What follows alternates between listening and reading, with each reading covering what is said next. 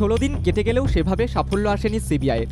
Police ঘটনার 24 ঘন্টার মধ্যে অভিযুক্ত সঞ্জয় রায়কে গ্রেপ্তার করলেও সিবিআই এখনও পর্যন্ত কাউকে গ্রেপ্তার করতে পারেনি। দিনের পর দিন সন্দীপ ঘোষকে জেরা চালাচ্ছে কেন্দ্রীয় এজেন্সির স্পেশাল অফিসাররা।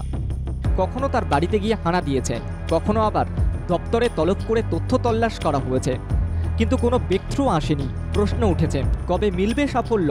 একদিকে নির্যাতনের কিনারা করা, আর অন্যদিকে আর্থিক অনিয়ম কিভাবে হয় তার শিকড়ে পৌঁছানো।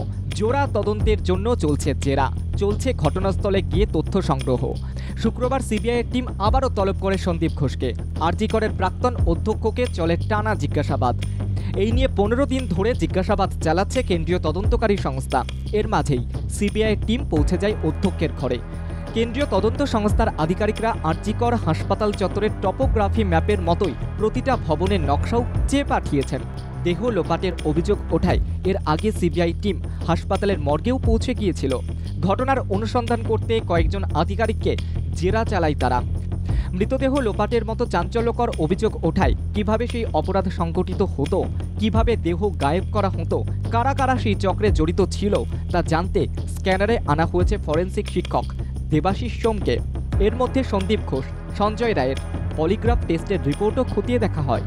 উল্লেখ্য, 9 আগস্ট রাতে হাসপাতালের তরুণী চিকিৎসককে খুন ও নির্যাতনের ঘটনায় সিবিআই সন্দেহভাজনদের দফায় দফায় জেরা চালাচ্ছে।